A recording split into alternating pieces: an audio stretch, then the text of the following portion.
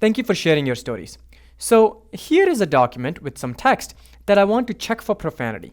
Now the program that I've written reads the text from this document and then scans it for curse words. And when I run my program, which by the way is hidden behind this graphic, it says that this document has no curse words. But if I go back to my document and add a curse word, there it is. Let me save this document. And now if I run my program again, it detects the curse word. Let's build this program.